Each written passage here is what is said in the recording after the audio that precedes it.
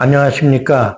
저는 천국의술연구소의 류호세 연구원입니다. 이렇게 천국의술에 관심을 가지시고 공부하시는 여러분께 감사를 드리고 또 주님의 이름으로 축복합니다. 오늘 강의의 주제는 음양오행론의 기본적인 이해와 의술적 활용에 대하여 말씀드리고자 합니다. 오늘의 강의 주제는 음양오행론의 이해와 의술적 활용에 대해서 말씀드리고자 합니다. 음양오행론 이렇게 들으시면 어떤 기분이 드시는지 궁금합니다.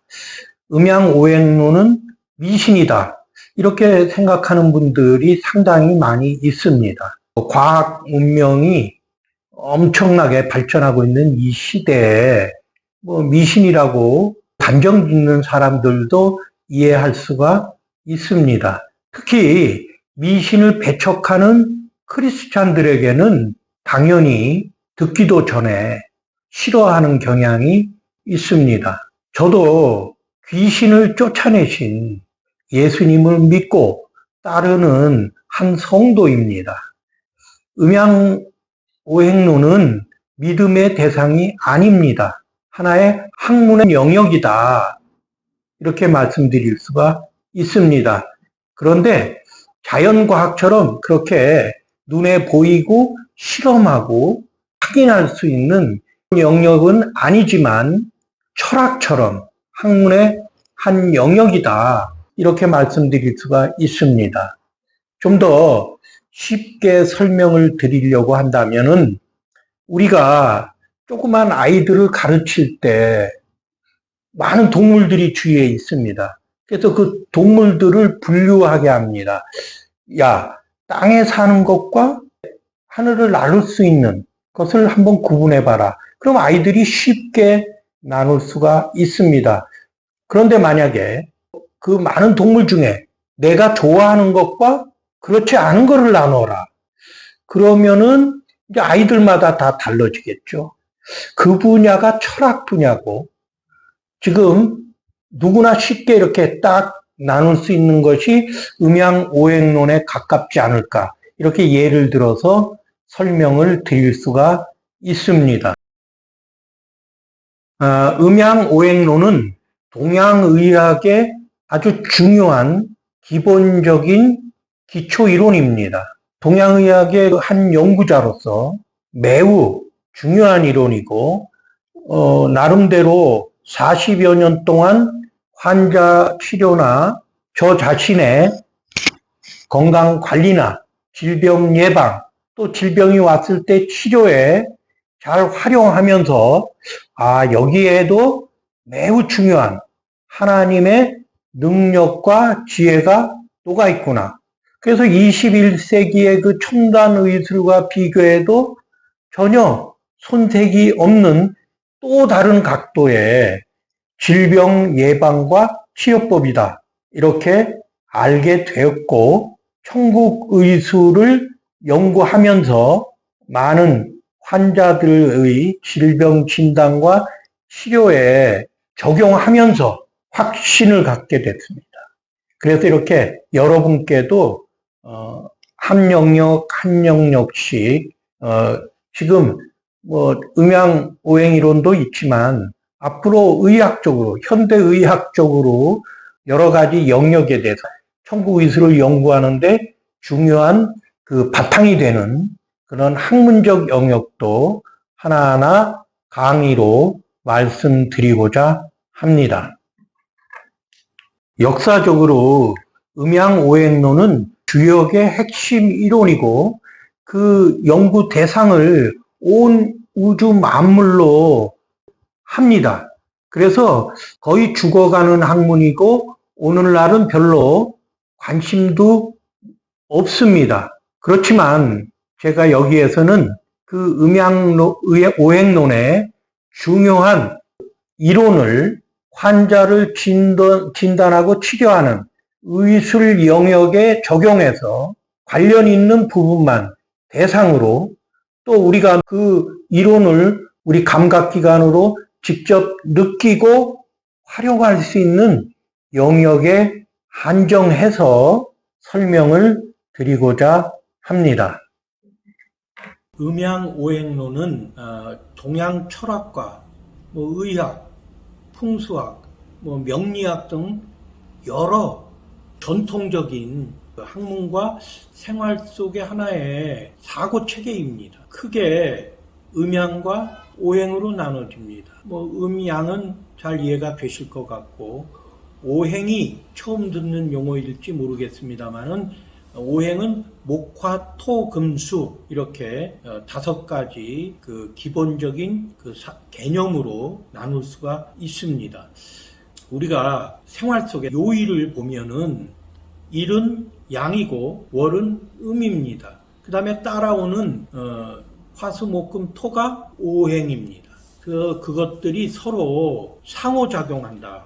이렇게 이해를 할 수가 있습니다. 세상의 모든 만물을 음양과 오행으로 분류해 놓았습니다. 그것들이 서로 협력하고 또 서로 견제도 하면서 운행하고 있고 내 몸도 그 원리가 숨어 있다. 이것이 음양오행론을 우리 삶 속에 활용할 수 있는 하나의 영역이다. 이렇게 생각할 수가 있습니다.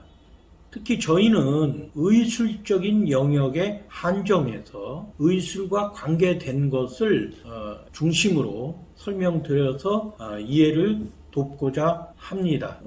우리의 몸은 음양, 오행으로 이해될 수가 있습니다. 특히 음양 그러면은 인체로 볼 때 앞쪽 면은 음이고 뒤쪽은 양이다. 이렇게 이해할 수도 있고 모든 것을 음양으로 나누고 또 오행으로 나눌 수가 있습니다. 특히 오행을 하나하나 좀 설명을 드리고자 합니다. 오행표를 보면서 하나하나 설명을 드리기로 하겠습니다. 오행에서 목, 화, 토, 금, 수. 목은 그 옆에 있는 쪽은 생이라고 그럽니다. 그래서 목생화, 이렇게 화생토, 토생금, 금생수, 수생목 이렇게 얘기합니다. 이렇게 옆에 있는 생한다는 의미는 서로 살려주고 협력하고 좋아한다 이런 의미가 있습니다. 그리고 한 단계 건너뛰어서 하는 거는 극의 관계라고 합니다. 목극 토, 화극 금, 토극 수, 금극 목, 수극 화 이렇게 해서 서로 억제하고 싫어하고 통제하는 그런 관계라고 보시면 되겠습니다. 이제 하나하나 장부를 오행에 배당을 하였습니다. 목에 있는 장부는 간과 담입니다. 간은 음이고 담은 양입니다. 화에 해당하는 장부는 심장과 심포, 소장과 삼초입니다. 심장과 심포는 음이고 소장과 삼초는 양입니다. 심장과 심포는 해부학적으로 심장을 둘러싸고 있는 심포가 있고 소장, 여기 삼초는 해부학적으로는 없는 장부입니다. 그런데 그 동양의학적으로 하초, 우리 배꼽 아래에 있는 장부들을 조절하는 그런 하나의 기관으로 삼초, 단전부근이다. 그 삼초가 현실적으로 볼 수는 없는 장부이기 때문에 오장육부에는 안 들어갑니다. 그런데 하나의 장부로서 삼초에 있다 이렇게 생각하고 이해하시면 좋겠습니다. 그리고 토에는 비장과 위장이 배당되어 있는데 비장이 음이고 위장이 양입니다. 금에는 폐와 대장이 배분되어 있는데 폐가 음이고 대장이 양입니다. 이 관계는 음양의 관계입니다. 굉장히 밀접한 관계가 있습니다. 또 수는 신장과 방광이 배당되어 있는데 신장이 음이고 방광이 양입니다. 이래서 육장육부라고 얘기할 수 있는데 육장육부가 다 목화토금수에 배당이 되어 있고 그 안에 또 음양이 있습니다. 우리가 우선 이해할 거는 오장육부의 관계를 먼저 이해를 해야 합니다. 간은 심장을 도와줍니다. 그런데 간은 비장은 통제합니다. 심장은 비장을 도와주지만 폐는 통제합니다. 서로 견제하고 균형을 이루는데 의미가 있습니다. 예를 들어서 폐에 병이 생겨가지고 폐가 너무나 고통스러워할 때 치료법으로는 폐를 안정하게 할 수도 있지만 또 다른 방법으로는 심장을 도와줘서 심장이 폐를 좀 잘 이렇게 다독일 수 있도록 해주는 방법도 처방에서 중요한 이론입니다. 그거를 우리가 눈으로 볼 수가 있습니다. 내 체질도 파악할 수가 있습니다. 내가 오행에서 목이 문제가 있는 체질인지 화가 문제가 있는 체질인지 비장과 위장인지 폐와 대장에 문제가 있는지 이렇게 나눌 수가 있습니다. 보통 체질적으로 사람마다 다 특색이 있습니다. 그럼 우리 사람을 이렇게 5가지 체질로 딱 나눌 수 있냐? 그거는 아닙니다. 환자를 치료해보면 같은 간의 환자라도 그 성격이 정말 여러 가지입니다. 그렇기 때문에 물론 중요한 간의 치료를 하여야 하지만 다른 면도 다른 장기들도 고려할 수 있습니다. 이것이 현대 의술과 다른 점입니다. 여기서 중요한 진단과 치료 방법은 통합적이라는 겁니다. 우리 몸을 치료할 때 분석적인 게 중요한 겁니까? 통합적인 게 중요합니까? 사실은 분석도 필요하지만 가장 중요한 건 통합적인 겁니다. 내가 위장을 고쳤는데 잘못해서 신장이 망가졌다. 그 의미가 없는 겁니다. 우리가 모든 거를 통합적으로 볼 수 있다는 면에 있어서는 이 음양오행론을 활용한 의술이 상당한 강점이 있습니다. 제가 지금 팔찌도 해보고 이렇게 반지도 끼고 있는 거는 이 체질의 의미가 있습니다. 또 체질이 좌우가 다른 경우도 많이 있습니다. 저도 좌우가 틀립니다. 오른쪽은 화가 문제가 있다, 심장에. 그리고 왼쪽은 신장에 문제가 있다. 그럴 때 서로 다른 방법으로 치료를 해야 됩니다. 또 우리의 얼굴, 이 머리에 또 배당이 되어 있습니다. 목 부분은 눈, 혀가 화에 배당이 되어 있습니다. 그래서 혈압으로 쓰러지면 말을 못한다든가 혀를 움직이지 못하고 그런 증상도 있습니다.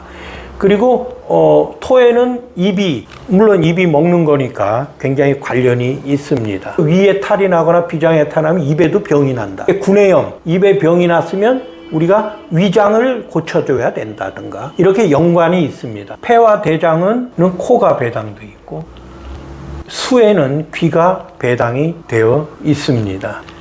또 성격들도 배당이 되어 있습니다. 왜냐하면 의술적으로 그 성격을 분석하는 것도 의미가 있기 때문에 목이 과하다, 목이 예를 들어서 실하다고 그러는 게 목이 좋다는 게 아니라 목이 문제가 있는 경우는 이게 화를 잘 냅니다. 간땡이가 부었냐? 이런 얘기도 있는 거는 뭐냐면 괜히 화내지 말아야 될 때 보통적으로 화를 안 내도 되는 것 같은데 화를 잘 낸다든가.